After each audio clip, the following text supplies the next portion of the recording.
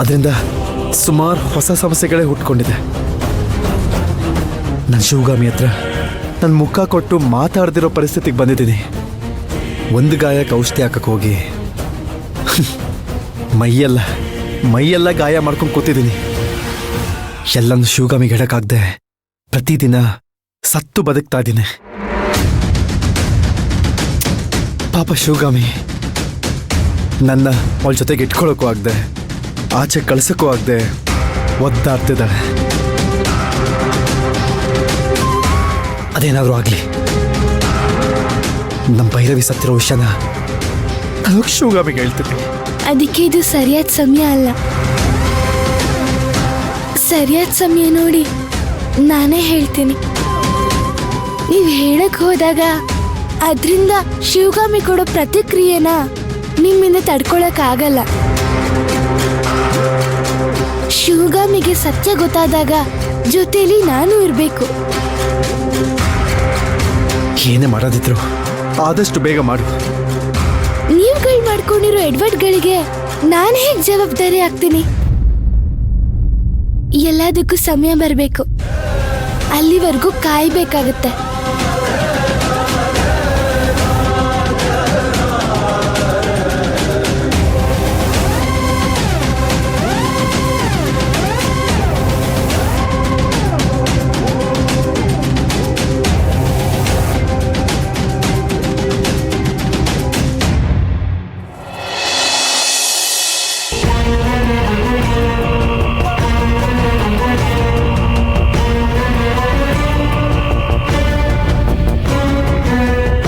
ಬಾ ಆದಿ, ಕೂತ್ಕೋ.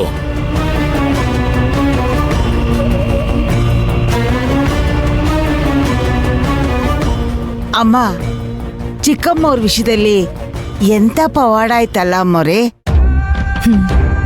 ಗುರೂಜಿ, ಹೊಟ್ಟೆಲಿ ಮಗು ಸತ್ತೋಯ್ತು ಅಂತ ನಾನು ಖುಷಿಯಾಗಿದ್ದೆ.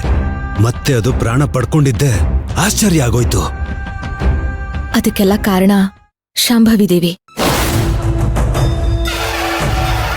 ಅವಳನ್ನ ಬಿಟ್ಟು ಬೇರೆ ಯಾರಿಂದಾನೇ ಇದು ಸಾಧ್ಯ ಆಗ್ತಿರ್ಲಿಲ್ಲ. ಹೌದು, ಇದಕ್ಕೆ ಶಾಂಭವಿ ದೇವಿನೇ ಕಾರಣ. ಅಂದ್ರೆ ಡಾಕ್ಟರ್ಗೂ ಕೂಡ ಮಗುಗೆ ಹೇಗ್ ಪ್ರಾಣ ಬಂತು ಅಂತ ಹೇಳಕ್ಕಾಗ್ಲಿಲ್ಲ.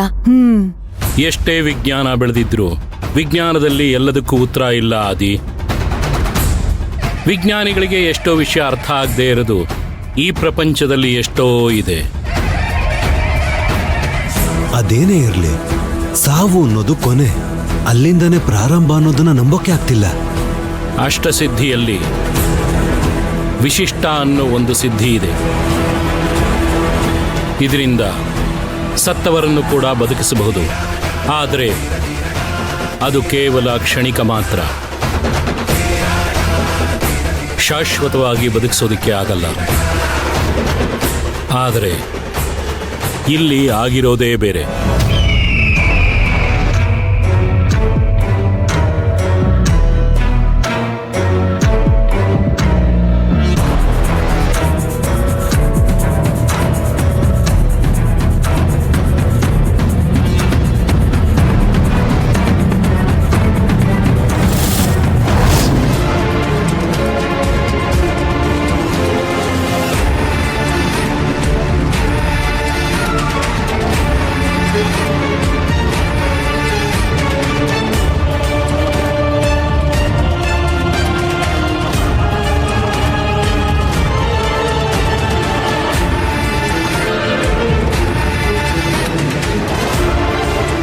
ನನ್ಗನ್ಸುತ್ತೆ ಆ ದೇವಿ ಯಾವಾಗ್ಲೂ ನಿನ್ ಜೊತೆ ಇದ್ದೇ ಇರ್ತಾಳೆ ಅಂತ.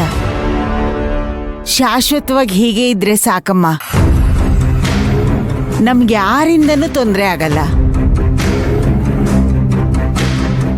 ಶಾಂಭವಿ ಶಿವಗಾಮಿ ಮನೆಯಲ್ಲಿ ತುಂಬಾ ದಿವಸ ಇರೋದಕ್ಕಾಗೋದಿಲ್ಲ. ಅವಳಿಗೆ ಕೋಟ್ಯಾಂತರ ಜನ ಭಕ್ತಾದಿಗಳಿದ್ದಾರೆ. ಅವರ ಯೋಗಕ್ಷೇಮನೂ ನೋಡಬೇಕಾಗತ್ತೆ. ನೀನು ದೇವಿ ಹತ್ರ ಒಂದು ಸವಾಲ್ ಹಾಕು. ನಾನು ನನ್ನ ದುಷ್ಟಶಕ್ತಿನ ಬಿಟ್ಟು ಹೋಗ್ತೀನಿ, ಹಾಗೆ ನೀನು ನಿನ್ನ ದೈವಶಕ್ತಿನ ಬಿಟ್ಟು ನನ್ನ ಜೊತೆ ಹೊರಡಬೇಕು. ಅದು 30 ದಿವಸ ಇದ್ರೆ ಸಾಕು. ಅಷ್ಟರಲ್ಲಿ ನಾನು ಯಾರು ಅಂತ ನಿನಗೆ ತೋರಿಸ್ತೀನಿ ಅಂತ ಶಾಂಭವಿ ದೇವಿಗೆ ಸವಾಲ್ ಹಾಕು. ನೀನು ಏನೇ ಮಾಡೋದಿದ್ರು ಈ 30 ದಿವಸಗಳಲ್ಲೇ ಮಾಡಬೇಕು. ನಂತರ ದೇವತೆಗಳಿಗೆ ಯಥೇಚ್ಛವಾದ ಶಕ್ತಿ ಬರುತ್ತೆ. ಆಗ ನಾವು ಅವರ ಹತ್ರ ಸುಳಿಯೋದಕ್ಕೂ ಆಗೋದಿಲ್ಲ. ಅದಕ್ಕೆ ದೊಡ್ಡ ದೊಡ್ಡ ಯಾಗಗಳನ್ನು ಮಾಡಬೇಕಾಗತ್ತೆ. ಪ್ರಾಣನ ಒತ್ತೆ ಇಟ್ಟು ಸಾಧನೆ ಮಾಡಬೇಕಾಗತ್ತೆ. ಅದಕ್ಕೆ ಬೇಕಾದ ಎಲ್ಲ ಸಿದ್ಧತೆಗಳನ್ನು ನೀನು ಮಾಡ್ಕೋಬೇಕಾಗತ್ತೆ. ಅದರ ಜೊತೆಗೆ ಮಾನಸಿಕವಾಗಿ ನೀನು ಸಿದ್ಧನಾಗಬೇಕಾಗತ್ತೆ. ಅದು ಎಷ್ಟೇ ಕಷ್ಟ ಆಗ್ಲಿ ನಾನು ನನ್ನ ಶಕ್ತಿನ ಜಾಸ್ತಿ ಮಾಡ್ಕೊಳ್ಳೇಬೇಕು.